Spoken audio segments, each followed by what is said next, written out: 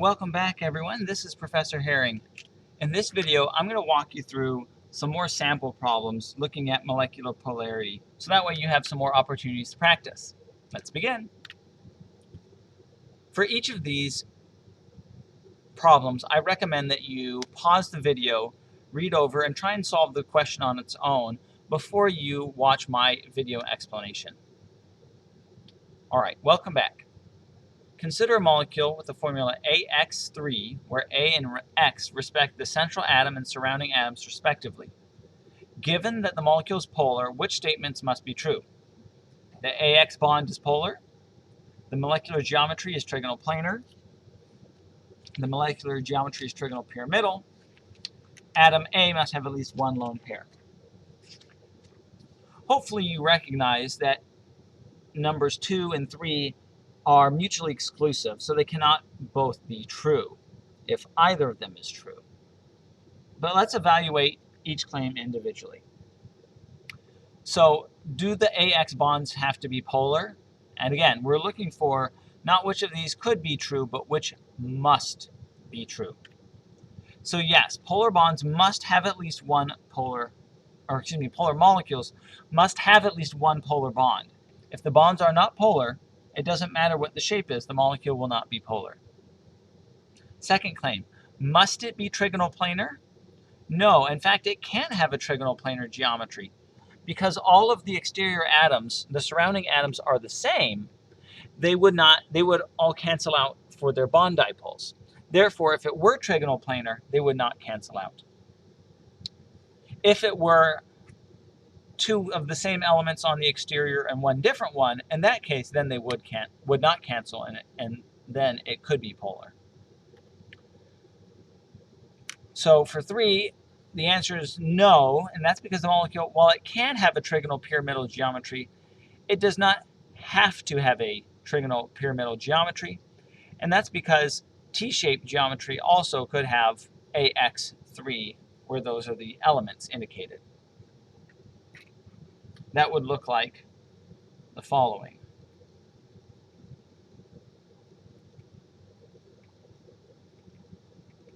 So that would be polar, and then also trigonal pyramidal, that would look like this. Both of those are polar, and they both could exist, so 3 does not have to be true. Then finally, for the 4th statement, this has to be true. The central atom must have a lone pair. If it did not, then it would be trigonal planar, and it would be nonpolar. Okay, let's look at this next one. Pause the video now and try this on your own first. Welcome back. So we want to know which of the following has the largest dipole moment. So what you need to do is determine the relative polarities of these molecules. To do that, we need to draw out the Lewis structures. We see that the first one, tellurium hexafluoride, is nonpolar. That's because it is perfectly symmetrical. While it does have bond dipoles, they cancel each other out. Selenium tetrafluoride is going to be a trigonal bipyramidal electron domain geometry with a seesaw-shaped molecular geometry, which means that it is polar. Xenon difluoride has a trigonal bipyramidal electron domain geometry as well, but it is linear because of the 3 sets of lone pairs. Because of that, it's nonpolar, which means that the only one that is polar is B. Pause the video now and try this one on your own before watching me walk you through it. So we want to know which of these has the largest dipole moment. Again, we want to draw out the Lewis structures and indicate the bond dipoles. Now, the fluorines are going to cancel each other out in both cases in the left and right directions. In other words, the contribution from the fluorines horizontally is equal, and so they cancel each other out. However, they have a net dipole that pulls down, equal in both cases. And so this is the sum of the bond dipoles. However, the carbon-chlorine and carbon-bromine bond dipoles are different, and that's because there is a larger difference in electronegativity for carbon to chlorine than there is for carbon to bromine. And because of that, that means that the cancellation is not going to be as much. There's a smaller cancellation in the case of the carbon-bromine molecule, which gives us a larger net dipole moment for carbon-bromine than for carbon-chlorine. And that then means that the carbon trifluoride monobromide has the largest dipole moment. If we have an ion with a formula XH3 and its electron domain geometry is tetrahedral, which atom could this be? What I recommend here is that you need to first recognize that we need 4 electron domains because it's tetrahedral. We know that 3 of those electron domains are bonds and the other must be a lone pair.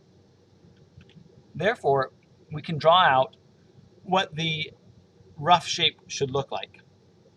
Single bonds between the 3 elements and a lone pair. Then what we do is we want to count up. We have 2 electrons from the lone pairs and then 6 electrons from the bonds. That gives us a total of 8 electrons. We know that 3 of those electrons come from the hydrogens,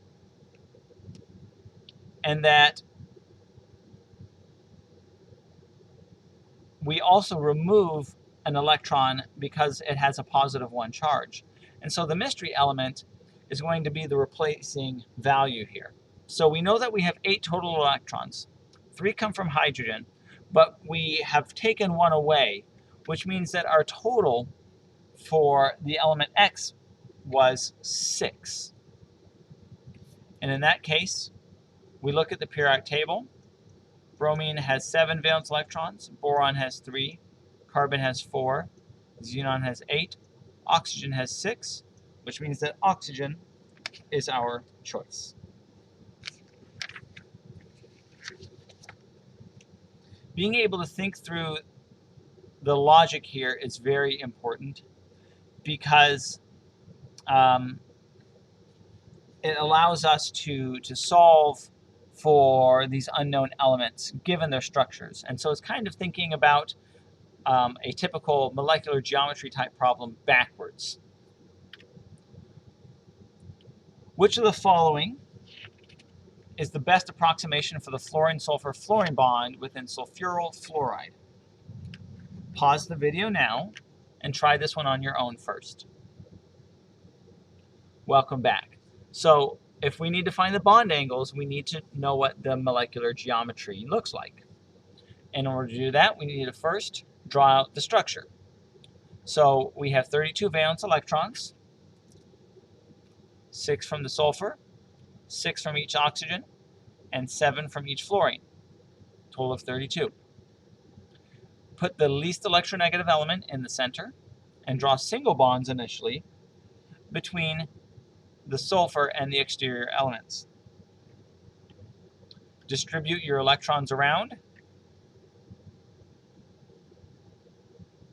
When you count them up, we see that we have a total of 8 32 valence electrons represented here. However, when you take a look at the formal charges, these are less desirable. We want to see if there's a way to minimize the formal charge on the molecule. And we can do that by creating double bonds in between the sulfur and the oxygens. Then we're now prepared to take a look at the geometries. Question of how many electron domains there are is 4. 1 for each set of bonds, which gives us a tetrahedral electron domain geometry. Because they're all bonds, then it's also a tetrahedral molecular geometry. So when we look at the bond angles, we know because it's tetrahedral, they should all be approximately 109.5. However, because we have the double bonds here, the double bonds compress the bonds opposite them, which means then that the oxygen-sulfur-oxygen bond is going to be greater than 109.5.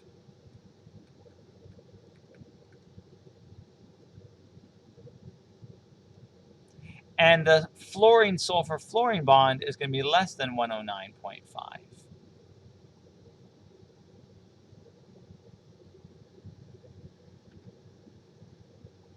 Now, these other bonds as well, they're also getting some repulsions.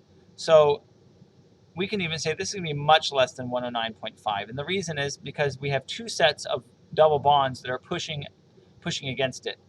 Whereas these bond angles are going to be equivalent, and these are also going to be a little bit less than 109.5.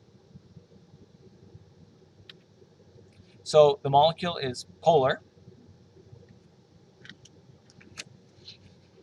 And then going back to the question of what are the approximate bond angles for the fluorine-sulfur-fluorine bond, given the choices there, it's clear that 96 is the best option. And we can see that this is actually a very large deviation from the normal. Normally, tetrahedral, we would have 109.5, but it's much less than that. And that's because we have essentially two double bonds that are repelling the nuclei of the fluorine and compressing the bond angles. For our last question, it's another one similar to the one two before, where you're trying to identify a mystery element. So pause the video now and see if you can figure this out on your own before coming back. Welcome back. So we have a formula XOF4. It's square pyramidal molecular geometry. We want to know what element could it be. Because it's square pyramidal, we know that we have 6 total domains and that one of those must be a lone pair. That would give us an overall shape of the structure of the following. One lone pair on the central element, and the other elements on the exterior all have their octets as well.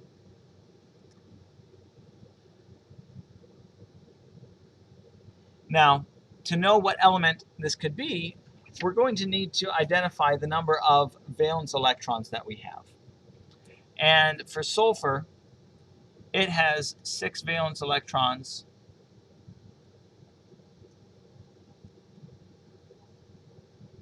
Iodine has 7, xenon has 8, arsenic has 5, and germanium has 4 valence electrons. So we can count up the number of valence electrons in the structure. There are 2 from the lone pair, and there's 5 sets of 8. Each one of these elements has 8 valence electron, or 8 electrons that are shown, giving us a total of 42. When we count up the valence electrons, then each fluorine has 7 valence electrons. Oxygen has 6 valence electrons. And it's neutral. So when we count those up, we get a total of 34 valence electrons accounted for, which means that we have 8 valence electrons that are unaccounted for, which means that xenon is the element in question. That's it for this video. Hopefully you had an opportunity to practice here, and if you do have other questions, then be sure to post on Piazza, ask in office hours, or in recitation. Thanks for watching and have a great day.